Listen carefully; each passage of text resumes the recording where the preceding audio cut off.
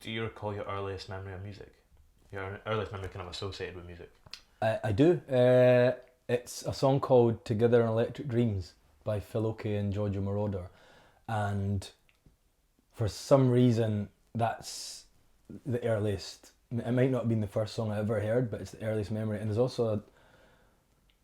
a song called If I Was by Midge Ure, which was recorded off TV. I had Back to the Future on video, and someone had recorded like the whole thing, and like the adverts that song was on in between, and I always remember hearing that song a lot when I was a kid.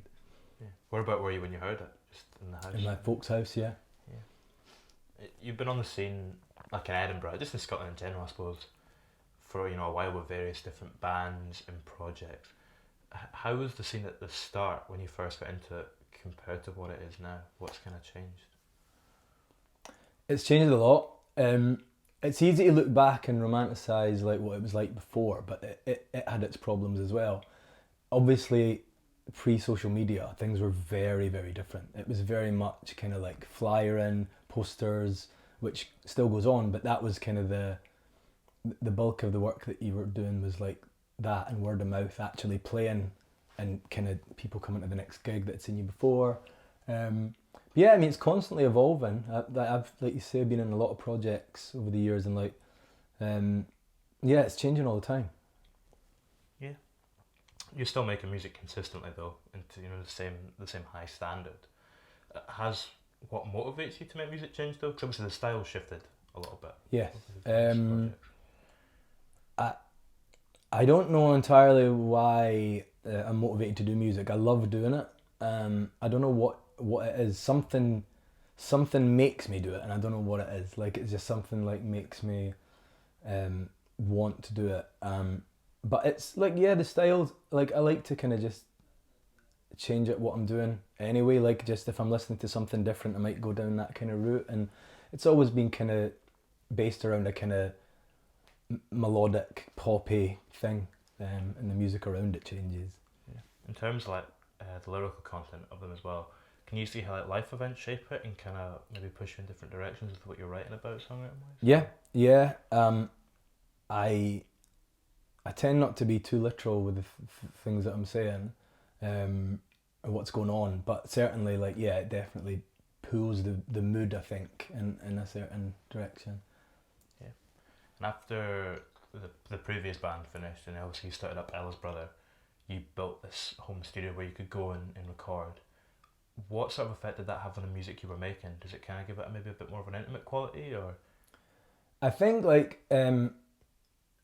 I've always done that, and I've always made music in the house, but I've never had like a dedicated studio space to record properly. But I like being able to just leave it record, and like when like an accident happens and you catch that kind of thing. It's good to be able to do that. It's like, I've always wanted to be able to do that, just be able to write whenever and record it quickly. That's what I tend to do, is record as soon as I come up with something, get it down. Yeah. What's a typical day in the studio like for you if you're working at home, kind of going through? It doesn't have a great deal of structure, but it usually starts with coffee and listening to a lot of stuff and reading as well. I'll spend just the first part of my studio time not actually doing anything, and then I guess I'll usually pick up a guitar or go on the piano and just start noodling, and then when something kind of feels like it's happening, I'll go with that. Or if it's not particularly a creative day, I might work on something that I'm already, like if I'm mixing drums or something like that, I'll spend time doing that. There's always something to do. Do you take influence from the books that you're reading? Like, and then does that ever work its way thinking like the lyrical content of the songs? I think, like, yeah, definitely words. Like I might see a word and go, oh yeah, I could, or a phrase, and then I could twist that in this direction. So yeah. Yeah. And again, with the new project, were you conscious of making it different to the previous bands that kind of? I wanted to remove myself from kind of that the kind of scene, like that the band I was in, just because I'd been in a band for such a long time, and I didn't want to, like, use that band's name to kind of like prop up my new thing. I wanted it to be a clean slate because ultimately, like over the years, the bands that I've been in, it's kind of like merged into another. Like maybe someone's left and then they change their name. Someone else comes in, the sound changes a bit. But I think like I just wanted to clean like a clean slate and just like it to see what happened on its own. Do you think there are any elements that like carry through musically that stretch through like various pieces of work? Yeah, I think like it's always been melodic kind of pop at its core, and obviously my singing and playing is always on there, so that's going to kind of remain kind of similar. But like I think more sound, it's just because I'm working on my own a lot, the sounds are different because there's no identity to like the other people in the band. I'm just kind of going with whatever. You've spoken a bit about as well with this project, collaborating with other people, and that's something that you enjoy doing. You've done a bit more with this one. Yeah. Do you prefer collaborating with people in the studio or on the stage? That's a good question. I'm not entirely sure if I prefer one or the other. I think it depends, like, because sometimes I just want to play live, and sometimes I just want to be in the studio and not have to do that. So it does depend on how I'm kind of feeling at the time. But probably in the studio, probably writing actually, like thinking about it. Yeah, I'd say probably in the studio. How does it impact what you're writing when you've got someone else in there with you? Is it quite a different style of stuff? Or? It depends what it is. If it's not my baby, it's much easier to write. Like I can just like, yeah, when there's no kind of like pressure of like I'm gonna have to answer for this, I find it a lot easier. And I'm trying to like get into that mindset when I'm just writing on my own, and that's when I enjoy writing most, when it's just flowing like that. But that doesn't always happen.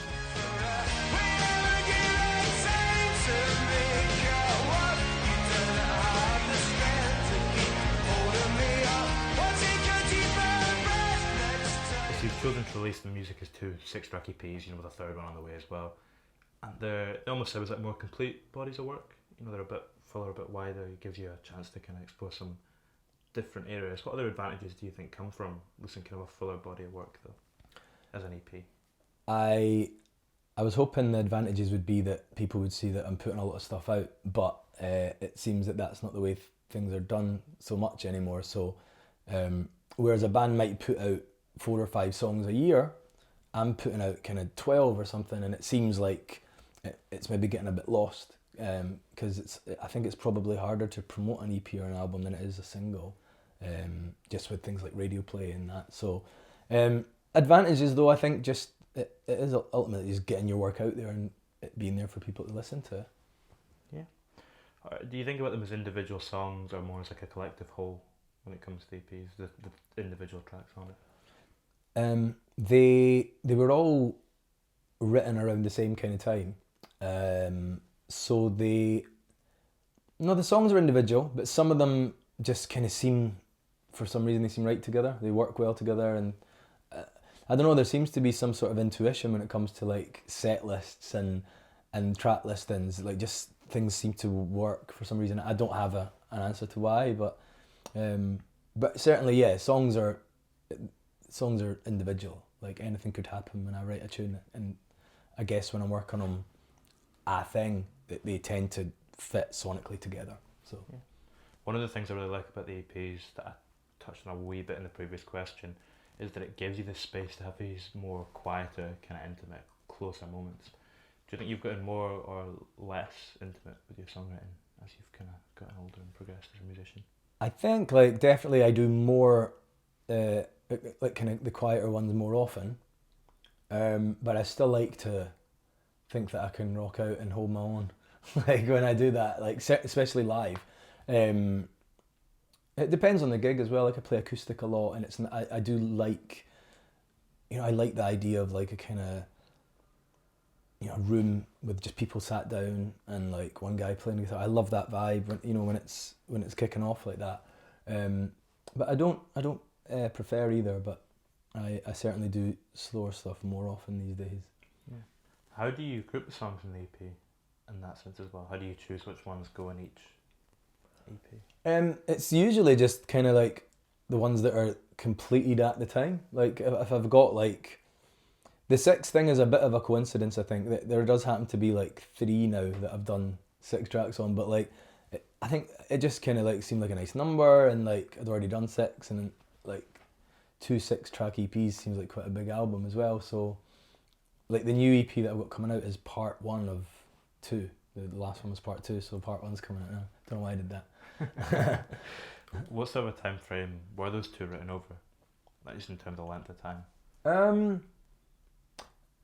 I think like a couple of years anyway. Like the earliest song that I wrote that's going to be on both of these EPs was written certainly after the OK Social Club, but not that long after. So maybe like 2 or 3 years. Like I think it was the longest one ago, and some of them are were written while I was recording the last parts of the EP. So with it being part 1 and part 2, are they both tackling quite separate issues and topics and things lyrically, or? I think they're all they were all written around a similar kind of time, so there's a lot of the same kind of things going on, and certainly like listening to stuff, you get a lot from that. So probably, yeah, I think probably they are quite similar in their vibe, like where it's coming from, the place it's coming from. But song wise, like they're quite different though, like the actual songs themselves, but come from a similar place. What you're speaking about, the vibe that's quite similar on them. In the music that you make, what's more important to you, emotion or meaning, when you're kind of writing what you're going for? That's a good question. Emotion, I think. Yeah, like some of the words like really don't mean anything. They just sound good, like when you put them down, and that's important for me anyway. It's important to be able to do that, like just kind of play with it. But is emotion always what feels like the creative decisions as well? Is that what you kind of base them upon? Or? Yes, very little in my life I base on emotions, but like yeah, when it comes to songs, yeah, there's definitely an emotional, some like drag to it. Like yeah, for sure. When you listen to other people's music as well, sorry, what are you looking to get from that emotionally? What does it have to do emotionally to be successful for you? Wow. I don't know.